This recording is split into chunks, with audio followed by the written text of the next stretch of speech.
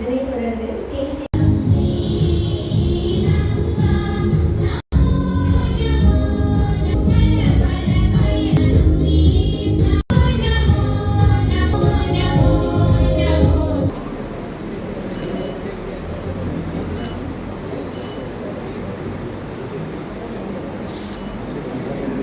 யாருக்கு கேட்கணும்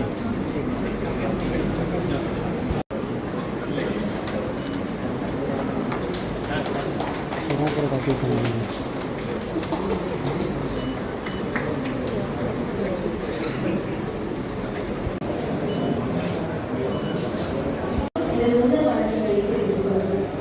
வடமாகாணத்தில் முதன்மையாளர் வைத்தியசாலையில் மற்றும் ஒரே போதனா வைத்தியசாலைகள் உட்பட்ட கல்விகளில் யாழ் மாவட்ட மற்றும் வடமாகாண மக்கள் அவசர சிகிச்சை பிரிவுக்கு 1 நிகழ்வு.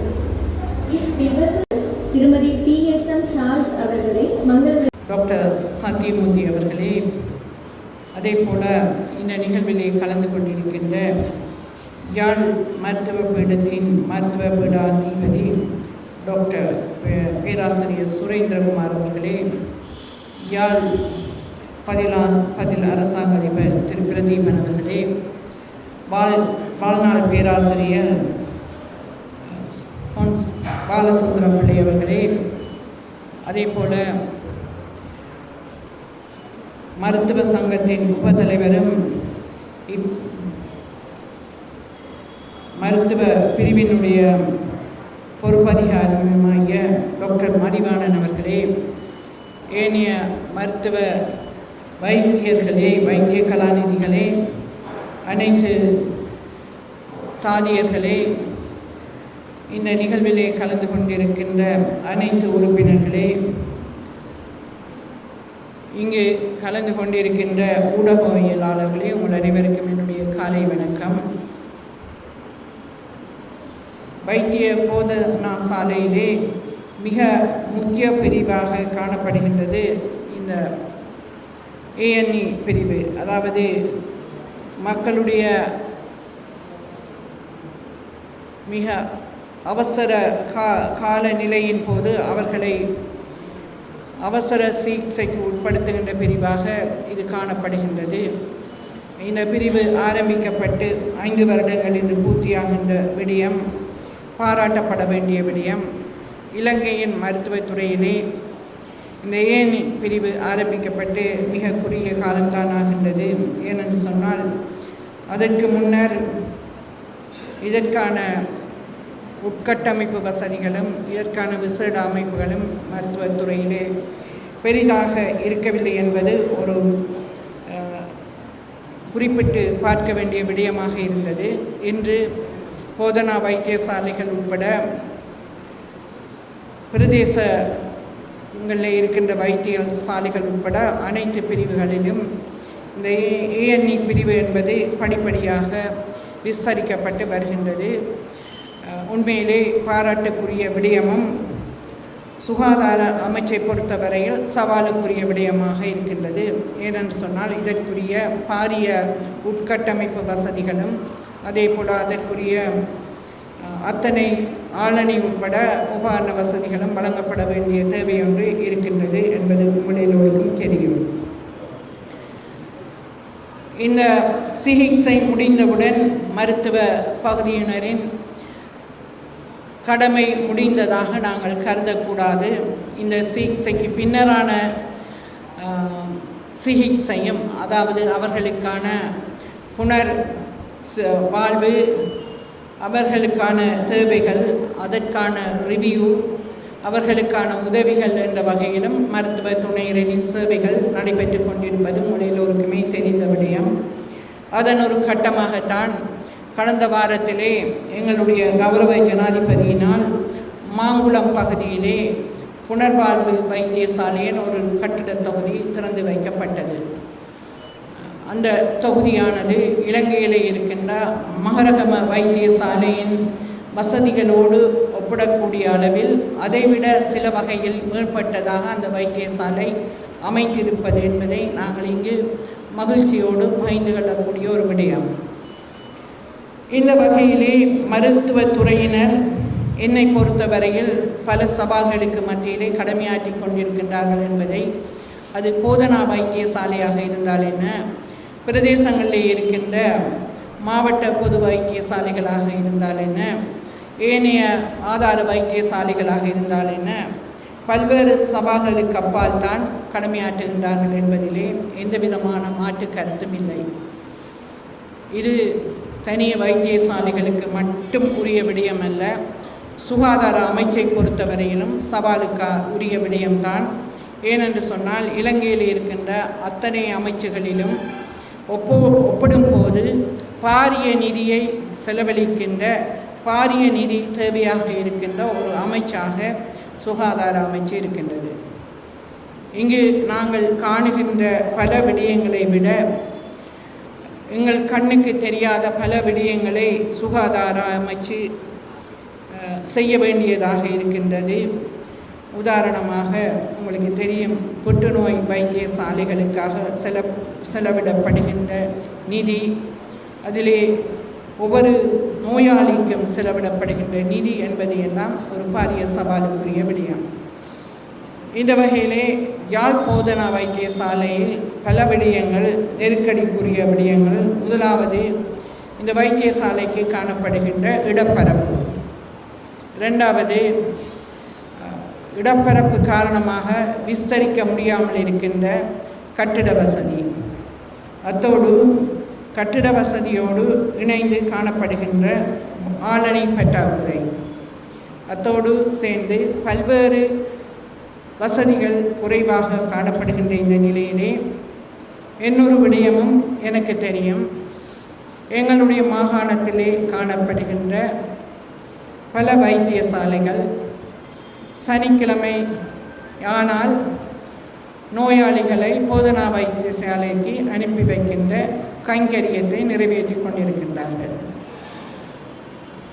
அங்கிருந்து பெரிஃபெரலில் இருக்கின்ற அனைத்து வைத்தியசாலைகளிலும் இருந்து விடுமுறைக்காக நோயாளிகள் போதனா வைத்தியசாலைகளுக்கு அனுப்பி வைக்கப்படுகின்ற நிலைமை என்பது இந்த போதனா வைத்தியசாலையையும் வைத்தியர்களையும் சங்கடத்துக்குள்ளாக்குகின்ற ஒரு விடயமாக நான் பார்த்திருக்கின்றேன். எனவே பலமுறை டாக்டர் சத்தியமூர்த்தி PDHS ஆக இருக்கின்ற போதும், இப்போது I welcome the new PDHS, Dr. Saman. I want you to enforce the peripheral system in Northern Province, because you know how much the government as well as the Netherlands government has given the resources in the provincial hospital. Even though we have the resources, and you have to enforce the peripheral system to treat the patients in the peripheral as much you can. நீங்கள் அதால் நிறைய flow patient அவர்களுக்கு இருக்கின்றது.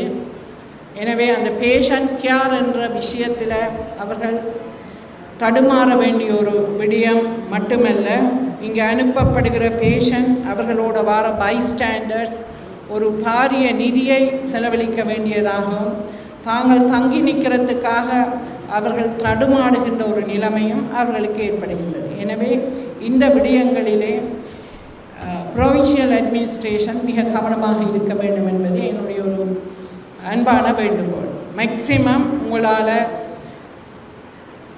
பார்க்கப்பட வேண்டிய நோயாளிகள் எல்லாம் அந்தந்த இடங்களிலே பார்க்கப்பட வேண்டும் என்பதும், அவர்களுக்கான உரிய வசதிகள் எல்லாம் அந்த வைத்தியசாலைகளிலே வழங்கப்பட வேண்டும் என்பதிலுமே மாகாண நிர்வாகம் அக்கறையோடு இருக்க வேண்டும் என்பதை நான் உங்களிடம் அன்பாக கேட்டுக்கொள்கின்றேன். அதே நேரத்திலே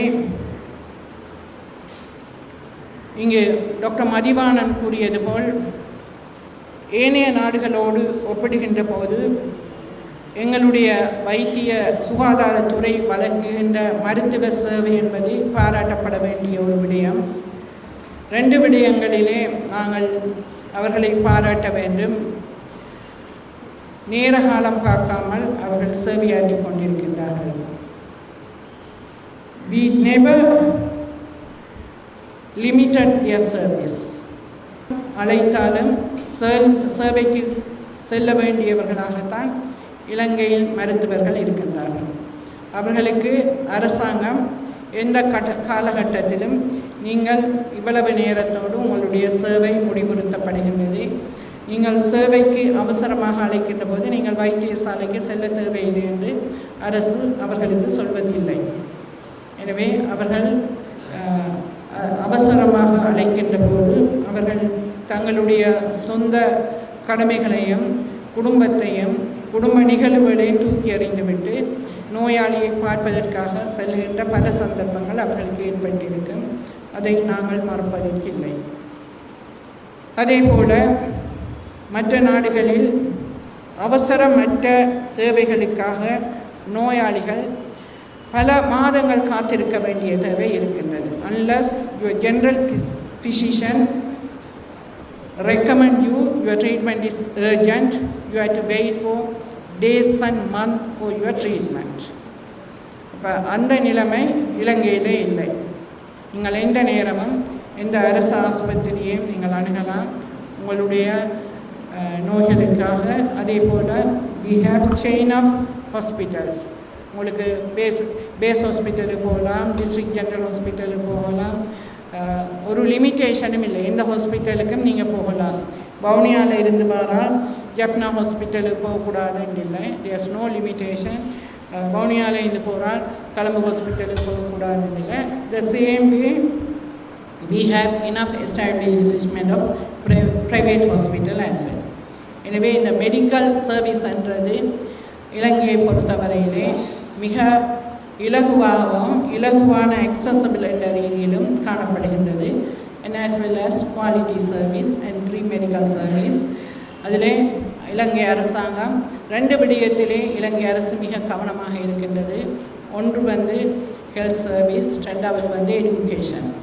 ensure the providing the quality health service as well as quality education. எனவே இந்த வகையிலே அரசாங்கத்தினுடைய ஒரு பாரிய நிதி, அதாவது அரசு சேர்த்துக்கொள்ளுகின்ற வரிப்பணத்திலே மக்களுடைய பணமாக இருந்தாலும் சேர்த்துக்கொள்ளுகின்ற அந்த வரிப்பணத்திலே ஒரு பாரிய நிதி செலவழிக்கப்படுகின்றது இந்த 2 செக்டருக்களும் தான். எனவே அந்த வகையிலே மக்களுடைய சுகாதாரம், அவர்களுடைய நலம் என்ற விடயமும், அதே போல் அவர்களுடைய கல்வித்தரம் என்ற விடயமும் மிக கவனமாக பார்க்கப்படுகின்றது என்ற விஷயத்திலே நாங்கள் நன்றியுடையவர்களாக இருக்க வேண்டும். மருத்துவத்துறையை சார்ந்தவர்கள் இங்கு எல்லாராலும் சொல்லப்படுகின்ற விஷயம் விமர்சனம் என்ற விடயம். விமர்சனங்கள் என்பது விமர்சனமாக இருக்காமல் குறைகள் சுட்டி காட்டப்பட வேண்டும். அதிலே எந்த மாற்று கருத்தும் இல்லை. Constructive criticism always welcome.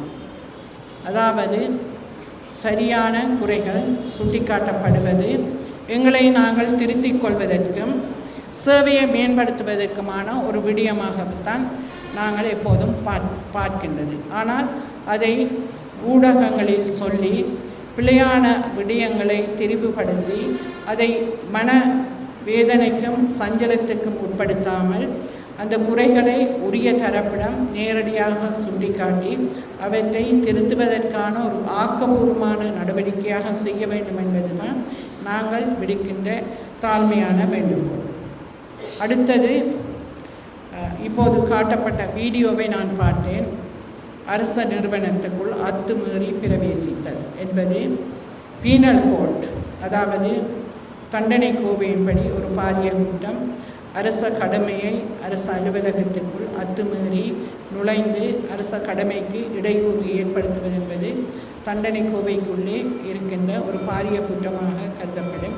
எனவே நீதித்துறையும் போலீசாரும் தங்களுடைய கடமையை செய்வார்கள் என்பதிலே எங்களுக்கு எந்த சந்தேகமும் இல்லை.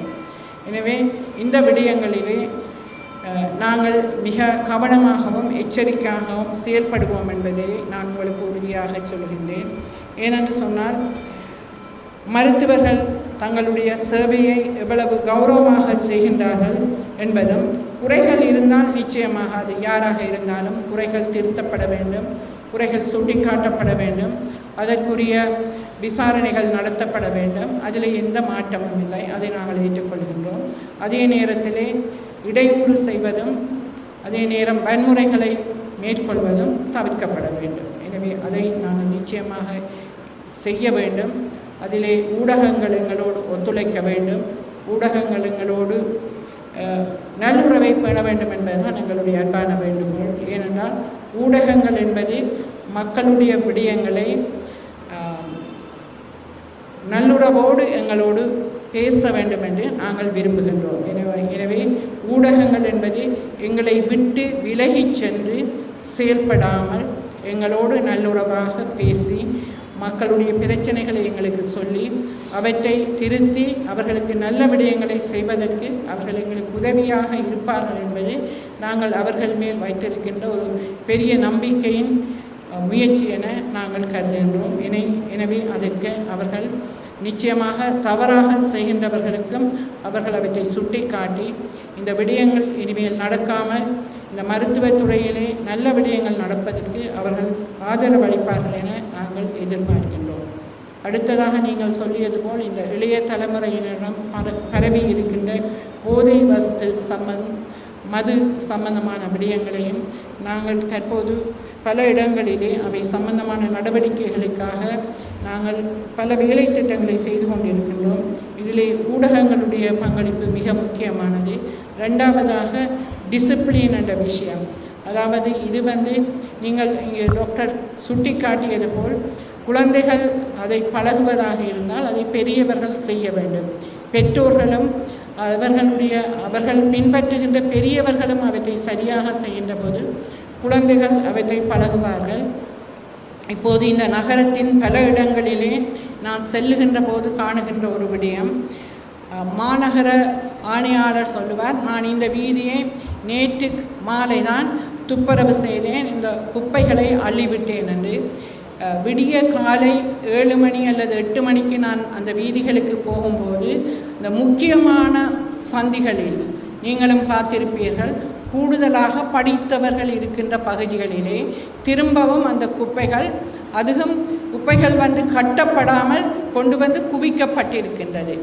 இதை நிச்சயமாக மனிதர்கள் தான் செய்திருக்கின்றார்கள், விலங்குகள் செய்ததாக நான் கருதவில்லை, மனிதர்கள் தான் செய்திருக்கின்றார்கள்.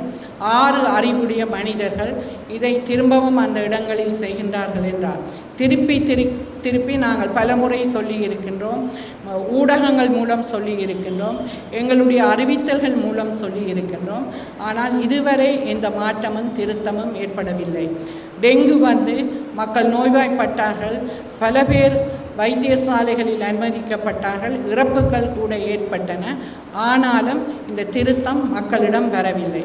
எனவே இந்த விடயங்கள் இந்த டிசிப்ளின் என்ற சொல்லப்பட்ட விடயங்களை இங்கு பெரியவர்கள் தான் செய்ய வேண்டும். பெரியவர்கள் அவற்றை சரியாக செய்தால் பிள்ளைகள் அவர்களை பார்க்கின்ற இளைய சமுதாயம் அவற்றை பின்பற்றுவார்கள். எனவே நாங்கள் இந்த சமுதாயத்திலே நிறைய விடயங்களை நாங்கள் செய்ய வேண்டி இருக்கின்றது.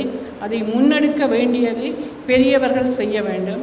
அவர்களினூடாக ஒரு நல்ல சமுதாயத்தை இந்த மாகாணத்திலே உருவாக்கலாம் என நாங்கள் நிறையவே நம்பிக்கையோடு இருக்கின்றோம். நான் நினைக்கின்றேன் இதை செய்வார்கள் என்று நாங்கள் நிறையவே நம்பிக்கொண்டு இந்த சந்தர்ப்பத்தை ஏற்படுத்தி தந்த வைத்தியசாலை நிர்வாகத்துக்கும் இங்கு இருக்கின்ற அனைவருக்கும் என்னுடைய வாழ்த்துக்களை 5 ஆண்டு நிறைவேறிட்டு என்னுடைய வாழ்த்துக்களையும் உங்களுடைய அளப்பரிய சேவைக்கு என்னுடைய பாராட்டையும் நன்றியை தெரிவித்து விடைபெறுகின்றேன். அவசர சிகிச்சை பிரிவின் 5ஆம் ஆண்டு நிகழ்வை கொண்டாடி கொண்டிருக்கின்றோம். இந்த நிகழ்வுக்காக வந்திருக்கும் வடக்கு மாகாண கௌரவ ஆளுநர் திருமதி சார்ல்ஸ் அம்மையார் அவர்களே, இந்த நிகழ்வுக்காக விசேட விருந்தினர்களாக வந்திருக்கும் யாழ் மாவட்ட அரசாங்க அதிபர் திரு பிரதீபன் அவர்களே, வடக்கு மாகாண சுகாதார சேவை பணிப்பாளர் டாக்டர் சமன் பத்திரன் அவர்களே, யாழ் மருத்துவ பீடத்தின் பீடாதிபதி பேராசிரியர் சுரேந்திரகுமாரன் அவர்களே, வாழ்நாள் பேராசிரியர் பொன் பாலசுந்தரம் பிள்ளை சார் அவர்களே, இந்த நிகழ்வுக்காக வந்திருக்கும் ஏனைய விருந்தினர்களே, இந்த வைத்தியசாலையின் பிரதி பணிப்பாளர்களே, வைத்தியசாலையின் வைத்திய நிபுணர்களே, மருத்துவ பீடத்தில் இருந்து எமது வைத்தியசாலையில் வைத்திய நிபுணர்களாக கடமையாற்றும் பேராசிரியர்களே, மருத்துவர்களே, தாதியர்களே, ஏனைய உத்தியோகத்தர்களே, உங்கள் அனைவருக்கும் எனது அன்பான வணக்கம். யாழ் போதனா வைத்தியசாலையானது 1850ஆம் ஆண்டு ஸ்தாபிக்கப்பட்டது. இன்றைக்கு 174 வருடம் பழமை வாய்ந்த இந்த வைத்தியசாலை 1987ஆம் ஆண்டு போதனா வைத்தியசாலையாக தரம் உயர்த்தப்பட்டது. இப்போது அது தேசிய வைத்தியசாலையாக தரம் உயர்த்துவதற்கான பூர்வாங்க ஏற்பாடுகள் நடைபெற்று கொண்டிருக்கின்றன. இந்த வைத்தியசாலையானது கடந்த 2023ஆம் ஆண்டு 1,90,826 பேருக்கு வெளிநோயாளர் பிரிவிலும் சுமார் 6,31,266 பேருக்கு பல்வேறு கிளினிக் பிரிவுகளிலும் சுமார் 1,43,167 பேர் விடுதிகளில் அனுமதிக்கப்பட்டும் சிகிச்சை அளிக்கப்பட்டிருக்கின்றது. ஆகவே இதனுடைய மொத்த எண்ணிக்கை இந்த வடமாகாணத்தின் சனத்தொகையை விட அதிகமாக இருக்கின்றது. அதாவது 1.2 மில்லியனுக்கு மேல் இந்த வைத்தியசாலையில் மேலானோர் இந்த வைத்தியசாலையில் கடந்த வருடம் சிகிச்சை அளிக்கப்பட்டிருக்கின்றார்கள். இந்த வைத்தியசாலையானது 1350 படுக்கைகளை கொண்டிருக்கின்றது. இங்கே கடந்த வருடம் 5478 பிரசவங்கள் நடைபெற்றிருக்கின்றன. இது தவிரவும் 16,818 பிரதான சத்திர சிகிச்சைகள், அதாவது மேஜர் சர்ஜரிஸ் நடைபெற்றிருக்கின்றது. இது தவிரவும் 21,127 பேருக்கு சிறிய நடுத்தர சத்திர சிகிச்சைகள் மேற்கொள்ளப்பட்டிருக்கின்றன. இந்த வைத்தியசாலையில் வைத்திய நிபுணர்களாக 98 பேரும், மருத்துவ பீடத்தின் பேராசிரியர்களாகவும் வைத்திய நிபுணர்களாக 22 பேருமாக 120 வைத்திய நிபுணர்கள் இந்த வைத்தியசாலையில் கடமையாற்றுகின்றார்கள். வைத்தியர்களாக 325 பேரும், தாதியர்கள் அனுமதிக்கப்பட்ட ஆளணி 732ஆக இருந்த போதும் சுமார் 650 பேருமாக இந்த வைத்தியசாலையில் தற்போது 2200க்கும் மேற்பட்டவர்கள் சுகாதார அமைச்சின் நூடாக இந்த வைத்தியசாலைகளை கடமையாற்றி கொண்டிருக்கின்றார்கள். இந்த வைத்தியசாலையில் மிக பிரதானமான சில பிரிவுகள் இயங்குகின்றன. வடமாகாணத்தில் ஏனைய 117 வைத்தியசாலைகள் இருப்பினும் இந்த வைத்தியசாலையிலே 24 மணி நேரம் இயங்குகின்ற விபத்து மற்றும் அவசர சிகிச்சை பிரிவு இயங்குகின்றது. இவ்வாறு இருதய சிகிச்சை பிரிவு, இருதய சத்திர சிகிச்சை பிரிவு, நரம்பு சத்திர சிகிச்சை பிரிவு, கண் சத்திர சிகிச்சை பிரிவு, எண்பு முறிவு சத்திர சிகிச்சை பிரிவு என பல்வேறு சிகிச்சை பிரிவுகளும், சுமார் 30 படுக்கைகளை கொண்ட அதி தீவிர சிகிச்சை பிரிவும், 15க்கும் மேற்பட்ட சத்திர சிகிச்சைகளை கூடங்களை கொண்ட சத்திர சிகிச்சை பிரிவும் இயங்கி வருகின்றன. விசேட உபகரணங்களாக MRI, 2 CT ஸ்கேன் இயந்திரம், மெமோகிராம் போன்ற இயந்திரங்களும், இந்த வைத்தியசாலையில் 4 பிரதான ஆய்வு கூடங்களும் இயங்கி வருகின்றன. இங்கே மேலே கூறப்பட்ட இந்த பிரிவுகள் 24 மணி நேரம் இங்கே வருகின்றவர்களுக்காக சிகிச்சை அளிப்பதற்கு தயாரான நிலையில் இருக்கின்றது. குறிப்பாக இந்த வைத்தியசாலை தேசிய வைத்தியசாலையாக தரம் உயர்த்துவதற்கு நாம் பல சவால்களை எதிர்கொண்டிருக்கின்றோம். குறிப்பாக அதற்காக இங்கே கட்டடங்கள் கட்டி முடிக்கப்பட வேண்டிய கட்டிட தொகுதிகள் இருக்கின்றன. அதில் குறிப்பாக இந்த விபத்து மற்றும் அவசர சிகிச்சை பிரிவோடு கூடிய நெப்ரோலஜி யூனிட் என்று சொல்லப்படுகின்ற அந்த தொகுதியும் எமது ஆய்வுக்கூடத்துக்கு மேலாக இருக்கின்ற இன்னும் ஒரு மாடி கட்டிடமும் நிறைவு பெற வேண்டிய கட்டிடங்களாக இருக்கின்றன. இந்த வைத்தியசாலை பகுதியில் ஒரு அவசரமாக ஒரு 10 மாடி கட்டிட தொகுதி அமைக்கப்பட வேண்டி இருக்கின்றது. அக்கட்டிடத்திலும் குறிப்பாக மகப்பேற்று விடுதிகளும் இருதய சிகிச்சை மற்றும் சத்திர சிகிச்சை பிரிவும் கட்டாயம் இந்த வைத்தியசாலையில் கட்டி முடிக்கப்பட வேண்டிய பிரிவுகளாக இருக்கின்றன. இந்த 10 மாடி கட்டிட தொகுதி வருகின்ற போது இந்த வைத்தியசாலை ஒரு தேசிய வைத்தியசாலையாக ஓரளவு சிறப்பாக, அதாவது பொதுமக்களுக்கான படுக்கைகள் மற்றும் இருக்கை வசதிகள் கொண்ட விடுதிகளாக இருக்கும் என்பதில் ஐயமில்லை. இப்போது இந்த வைத்தியசாலை தேசிய வைத்தியசாலை தரம் உயர்த்துவதற்கு வைத்தியர்களாக இருக்கின்ற ஆளணி 325 சுமார் 75 ஆளணி உடனடியாக அதிகரிக்கப்பட்டு வைத்தியர்களின் ஆளணி குறைந்தது 400ஆக நாங்கள் அதை கொண்டிருக்க வேண்டும். இப்போது தாதியர்களும் அவ்வாறே 732 பேர் அனுமதிக்கப்பட்ட ஆளணியாக இருந்தாலும் சுமார் மேலும் 150 தாதியர் ஆளணி அதிகரிக்கப்பட வேண்டி இருக்கின்றது. மேலும் இவ்வாறு சிறப்பு கடமைகளே இருக்கப்படுகின்ற குறிப்பாக மருந்தாளர்கள், கதிரியக்க சேவையில் ஈடுபடுகின்ற உத்தியோகத்தர்கள் என உள்ளடங்களாக பல விசேட பிரிவினர் ஆளணிகளும் அதிகரிக்கப்பட வேண்டும். இந்த வைத்தியசாலையானது 24 மணி நேரம் சுறுசுறுப்பாக இயங்குவதற்கு பல்வேறு தடங்கல்களையும் சவால்களையும் எதிர்கொண்ட வண்ணம் இருக்கின்றன. குறிப்பாக இந்த வைத்தியசாலையானது இந்த வடமாகாணத்தின் மிக முக்கியமான சொத்து. ஆகவே இந்த வைத்தியசாலையை பொதுமக்கள் மற்றும் ஊடகங்கள் மற்றும் பல்வேறு தரப்பினர்கள் கோயிலுக்கு அடுத்தபடியாக இதை மிகவும் கௌரவமாக பயன்படுத்தி கொள்ள வேண்டும் என்ற மனநிலையும், இந்த வைத்தியசாலை மீதான முறைப்பாடுகளை அதை கிரமமாக சுட்டி காட்ட வேண்டும் எனவும், மாறாக இந்த வைத்தியசாலையை இழிவுபடுத்தும் நோக்கில் ஈடுபடும் செயற்பாடுகளை நிறுத்தி கொள்ள வேண்டும் எனவும் நாங்கள் கேட்டுக்கொள்கின்றோம்.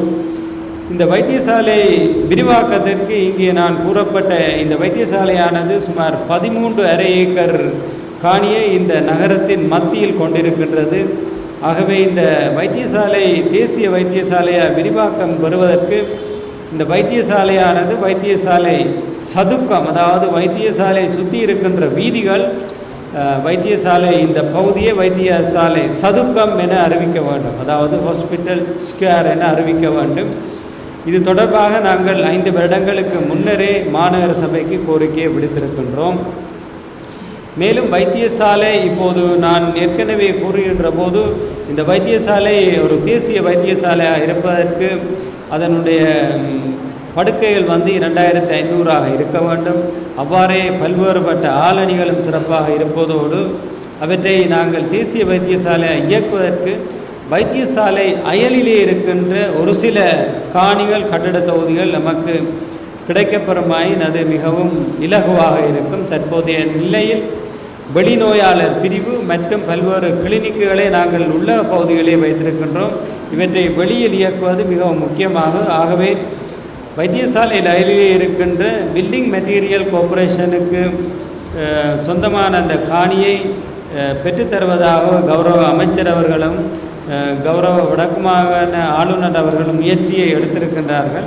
ஆகவே அவற்றை விரைவில் பெற்றுத்தருமாறும், வைத்தியசாலைக்கு